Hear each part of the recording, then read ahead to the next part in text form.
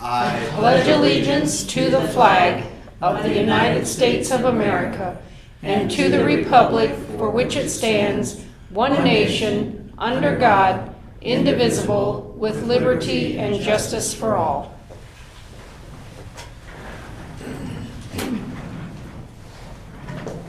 Roll call, please. Scholl, Here. McIntyre, Here. DeCook. Here. First up is our consent agenda.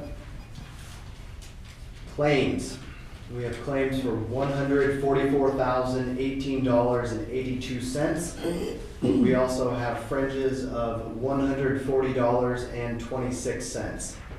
B, approved claims reduction from the January 20, 2020 claims in the amount of $8,915.05. C, minutes to approve. Regular meetings, January 7, 2020 and January 21, 2020. Closed session, January 20, 2020. Work sessions, January 14, January 20, January 21, January 22, January 23, January 27, and January 30.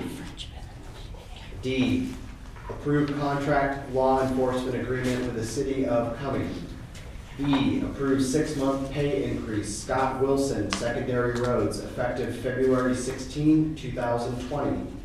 F, approved 6-month pay increase, Michael Hagan, secondary roads, effective February 19, 2020. G, approved 6-month pay increase, Casey Dawson, secondary roads, effective January 29, 2020.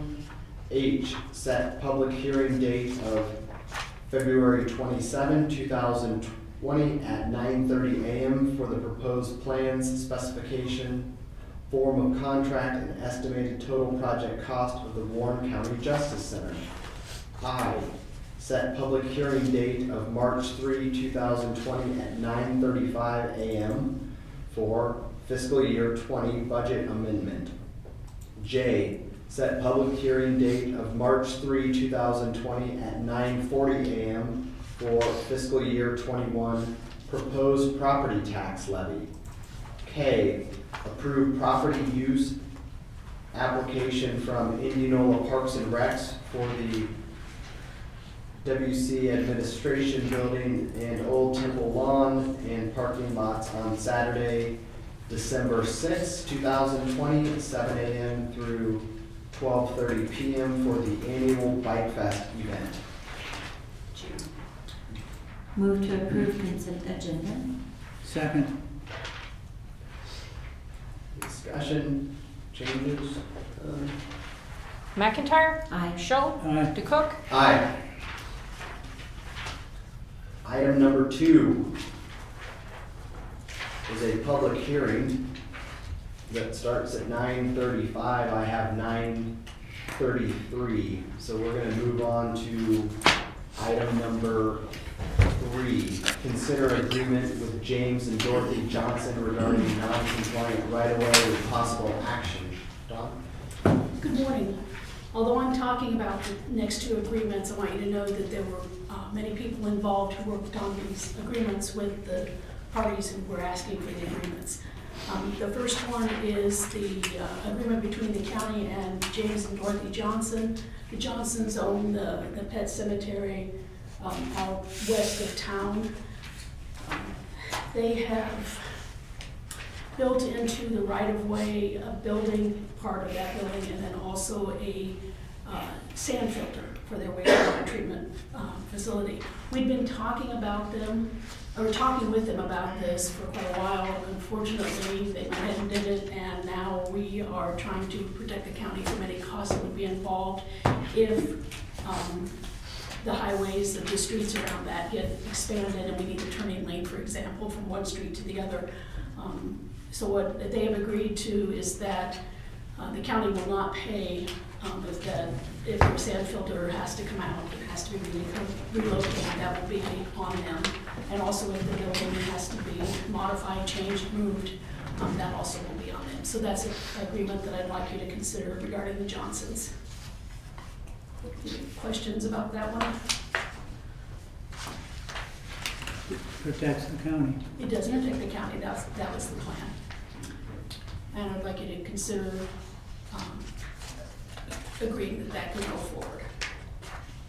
I move that we have an agreement with James and Dorothy Johnson regarding non-compliant right-of-way. Second.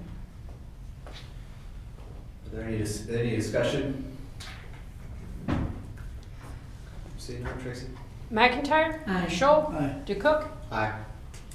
The second agreement is between the county and Ted Deal and Marywood Farms. Mr. Deal wants to create a development down at the north end of 175th Place, which is a B-level road. I will add that zoning engineering and environmental services, as well as Brian Morrissey, who is working with Mr. Deal, had all worked on this agreement to make sure that everything was covered. The county is asking that Mr. Deal ask to downzone that property from residential R1 to agricultural, and then he can put 4 houses in that, create 4 lots for 4 houses. 175th is a B-level road. It will have to be brought up to an A-level road. Mr. Deal will have to work with the parties who own property along that A-level road. This is going to be a process that takes a while. This agreement is written to make sure that everybody knows what's going to happen down here and that the steps are followed, rezoning, upgrading the road to an A-level road, and working with the residents down there who own property on 175th. This has been with us for a while. I know that probably Supervisor McIntyre and I have been out to the property and know about the ditches. I have a question for Don. There's nothing in the agreement that specifies that the property owners on the B road, I mean, there's nothing that we're saying in our agreement that's going to compel them to do a thing with it. I mean, that'll be basically a decision between the property owners and Mr. Deal if they want to work together and collaborate to move that to an A-level road. Is that That's correct? correct. Again, I would ask the board to consider approving the agreement. I would move that we have an agreement with Ted Deal and Marywood Farms regarding Deal's 175th Place development. Second. Discussion, Tracy? McIntyre. Aye. Scholl. Aye. DeCook. Aye. Thank you. Thank you. Okay, moving back to item number 2, public hearing regarding road reclassification of a portion of Coolidge Street with possible action. We have received a signed petition on behalf of the affected property owners, so we don't feel there's any contention in doing this. You've received many of these in the recent past here, so it's nothing new, but basically we would like to convert approximately 1,017 feet to level A road east of 10th Avenue on County Line to Interstate 35. And then we also recommend waiving the second and third reading for this as well. So I'll take any questions. Sure. What's the rationale behind moving the road from B to A? One of the gentlemen down there wants to build a home and wants to use this location. So our requirements were just to pick up an additional 7 feet of right of way on each side of the road, do some minor grading in the ditches and things of that nature to get it up to level A standards.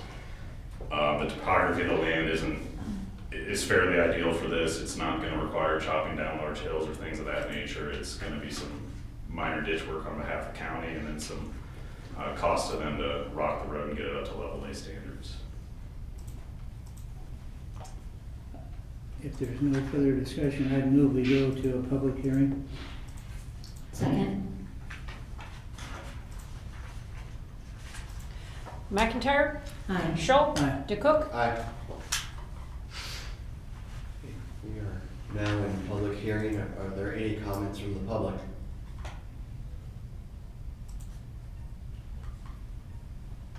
Seeing none. I would move we go back to a regular session. Second. Tracy? McIntyre. Aye. Scholl. Aye. DeCook. Aye. David, how many homes is this? Is this just for one home, or? It affects 2 properties and with a total of 4 property owners as they're listed on the actual deeds. So, but basically 2 properties are affected by this. Is it dead end? It dead ends at the right of way of Interstate 35.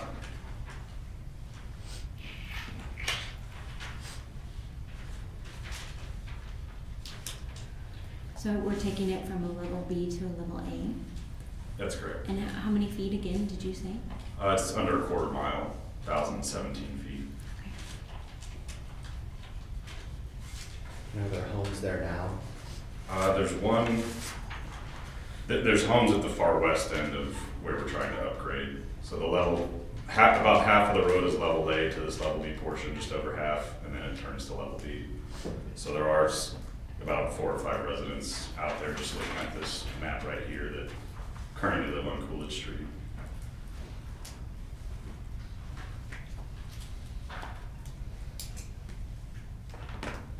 And did you have an estimated cost? The cost on our end, it's pretty minimal. The cost would be in a work order format of labor hours and getting the material out there. What the agreement states is if the county comes in and does some minor ditch grading, the property owner will be responsible to provide the rock, and the entrance will be a separate deal depending on how that works out with timing. But it roughly works out to about a 50-50 split between county and property owner, but it is a very minor upgrade compared to some of the other roads. Well, I would move to approve the road reclassification of a portion of Coolidge Street. Second. Oh, and waive the first, second, and third reading. That'd be second. Discussion, Tracy? McIntyre. Aye. Scholl. Aye. DeCook. Aye. Thank you. I'll let them know. Thank you. Thank you. Right. Item number 5, Information Technology Project. This is the last time this one goes on the agenda for you. You've seen this the last, I think, 4 meetings.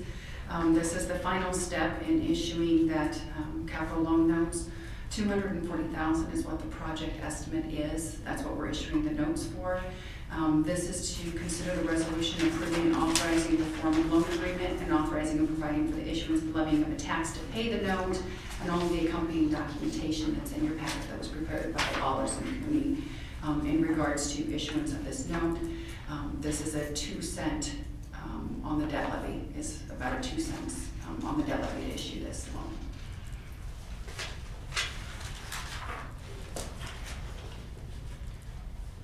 I would move To approve the resolution approving and authorizing a form of loan agreement and authorizing and providing for the issuance and levying of tax to pay the note.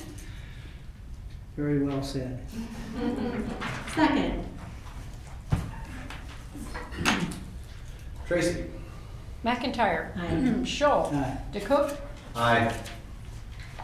Thank you. Right, Supervisors report. Supervisor McIntyre, would you start? Thank you.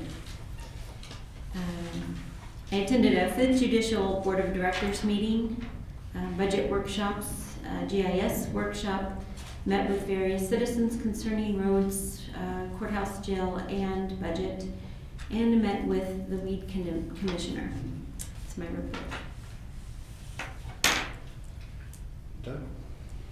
Thank you. I think this is since January 21st, our last meeting. An awful lot of our time, as all 3 of us, has been on the budget process. And I think that they were all listed as work sessions, and there's like 6 or 7 of them. Also had a meeting with Heartland RC&D, City of Indianola, and Warren County Economic Development Corporation. Thank you. Very similarly, multiple meetings, mini budget meetings. We haven't finalized the budget yet, but we're working towards that, and I think that we're all in a relatively good spot there. I want to touch just a little bit on some highlights within that budget, because I think it's important for the public to understand, when those decisions get made and what some of those results are. But one of the things that I think really stood out to me this budget year was, well, a couple things, but one of the main things was the secondary roads and engineers department. In 2018, when I decided to run for supervisor position, that was one of the things that I had heard just over and over and over again was about the roads in Warren County, about that department, about gravel and that sort of stuff. And so, we really wanted to make it a focus to sort of turn the ship a little bit on our secondary roads or on our county roads. And like most things in life, nothing's free. And so it takes money to do these things. So we prioritized last year and sent what I like to call a max transfer to the secondary roads engineers department. Because a lot of people don't understand this, but there's a statutory provision that only allows a county government to transfer so much money into the secondary roads department. And they cap it. And so theoretically, you could use general funds, or you could bond, or you could receive other funds and then put that towards the roads. But if you're just talking about moving tax dollars that are collected from county residents and moving those to the roads department or the engineers department, there's a maximum allowed under the statute, and that was met last year. Revenues are going to be up this year because valuations are up. More businesses are being built here and relocating to Warren County, and so our valuations have gone up. As those valuations have gone up, the maximum amount that you can transfer to the secondary roads department and the engineers also gone up. So once again, this board has prioritized that department, and it looks to me like another max transfer is going to happen to the roads department. I still think it's going to take time. I don't think that this board or any engineer is going to be able to just to make our gravel roads into 652 miles of them perfect overnight. Things take time, but I think that it is moving in the right direction. I know that I was in a meeting with my colleagues and our engineer yesterday, and I can assure you that the Warren County engineer or any of the prior 7 engineers that we've had in the last 20 years or 15 years or whatever has never had the sort of funding that they've had this year. And so I think that's a good thing. I think that will help in time. And I'm pleased with that.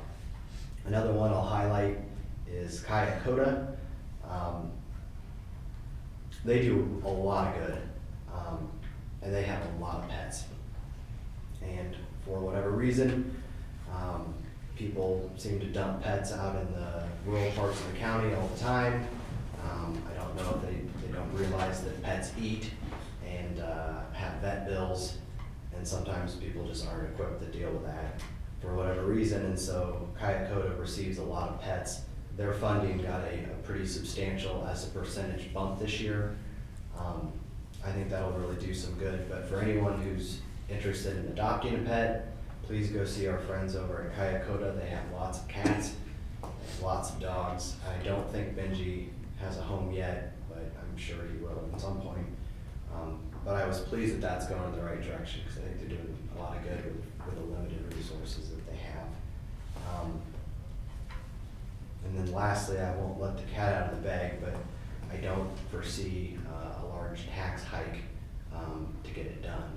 So that looks like the main levy rates are going to be staying the same or decreasing slightly, but it's not set yet. But it looks like we're going to be able to get a lot of things accomplished, and some of those things they're just a little bit out of our hands. There's salary increases that we don't control. There's some contracts that get negotiated that we have some say in it, but some of those things are sort of locked in. I would also point to the sheriff's office had a pretty large budget increase. Some of that was transportation, medical costs for our inmates that were housing in other counties. And the IT department, I think it's pretty safe to say, had a pretty hefty increase as well. But for good reason, because IT systems really needed some work, and I think if last night didn't demonstrate, it demonstrated lots of things, but one of the things is that when IT doesn't work, you can have real problems, and there's a lot of sensitive information on our systems, and so we want to make sure that we're taking care of business there. So those are just a couple highlights from the budget. We'll continue meeting, hopefully have something finalized. I think we need to have something finalized by Friday, maybe sooner than that. We'll meet tomorrow. Well, We won't finalize till we have a yeah, hearing. we won't finalize until we have a hearing, but we'll know where we're at pretty quick. So, the last thing I'll say for an update in my report is that, this afternoon, bids on our Justice Center will be received. And so we will have, likely by late afternoon, we'll have a pretty good idea. By tomorrow, we'll have a very good idea of where things are at and what our options look like. So I want to make the public aware that bids will be received today. And with that is public input.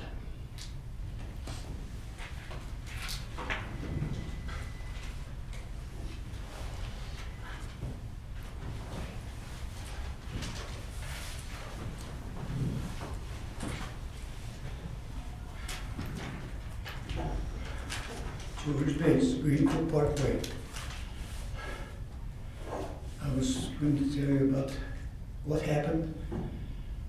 I predicted injuries on the broken streets in Greenfield Plaza for a long time. Now it has happened on January 6th in front of my house when the victim, my wife, Pat, went across the street to get the mail, and on the way back fell on the ice in a broken concrete crevice at the entrance to our driveway, where the street has fallen further away, creating a crevice between the street and our driveway.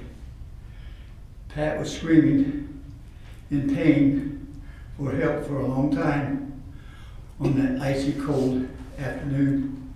Line crumpled at the entrance to our driveway.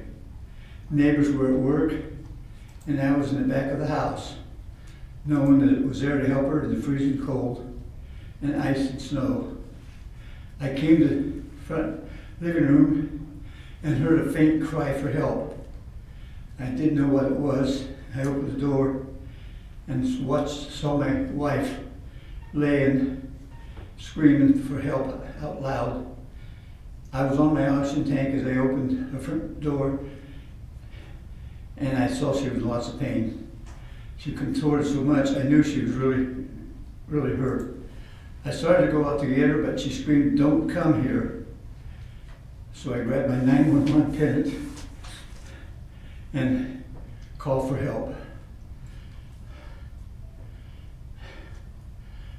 And then I pressed that call, and the neighbor came driving up the street and stopped and sat with her as I grabbed some blankets for her. And they took the blankets out and sat and waited for the ambulance.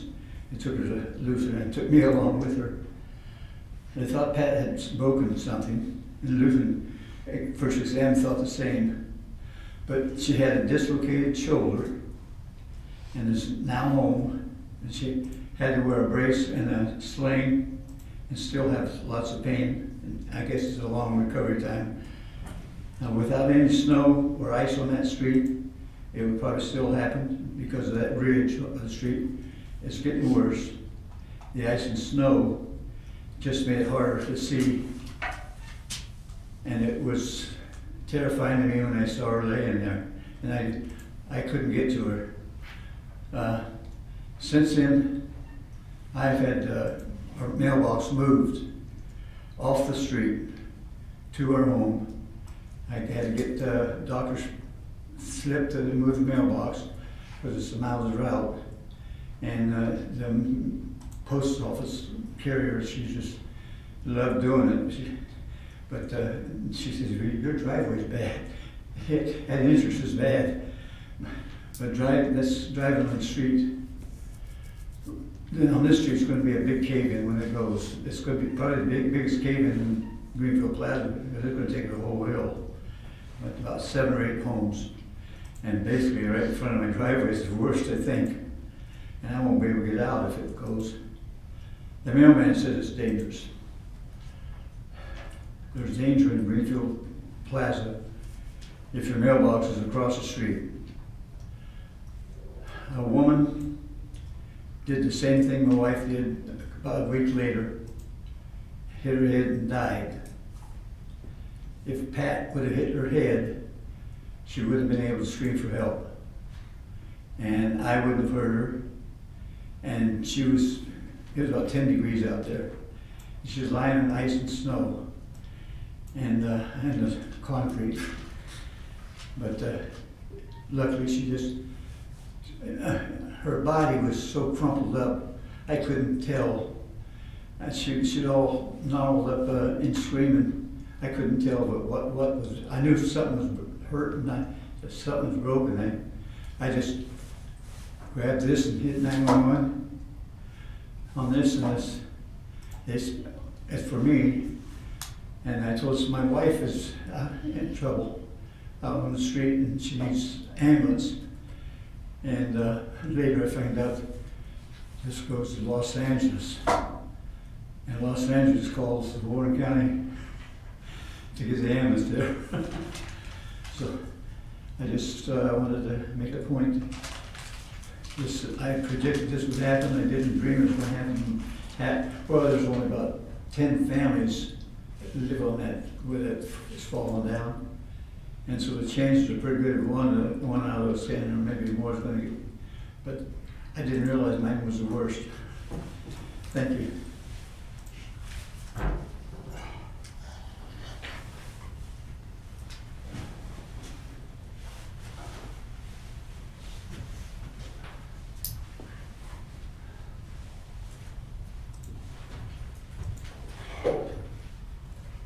I don't have anything near that serious. I'm going to speak on behalf of the Carlisle Congregate Meals. One of the big volunteers over there has had a stroke. And it's left our manager and cook, PR person, and a lot of problems. Joe was there. He helped bring out the coffee pots. He made the coffee. He served the coffee. He did sweeping. He lifted when they delivered food. He was the one that took and put it in and helped put it in the storeroom, sorted out. Any heavy lifting Joe did, and it's left her now without that help. And she operates that facility on her own, one person in charge of everything. Joe not only did that, he took out garbage, anything that needed to be done.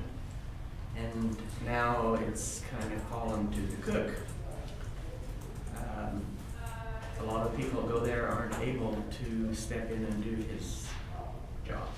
They don't have the time. But when you're looking at budgets, if there's any possible way to get her some kind of part-time help, even to come in just for a little while during the day, it would be much appreciated, I'm sure, by her and the rest of us that use that facility. I have taken on to help serve coffee off and on, and some of the others have, but some of this stuff is just too heavy to do. They need a younger person. So it's just a concern that I have there, and the budget time is, I know it's a time to look at that. Thank you.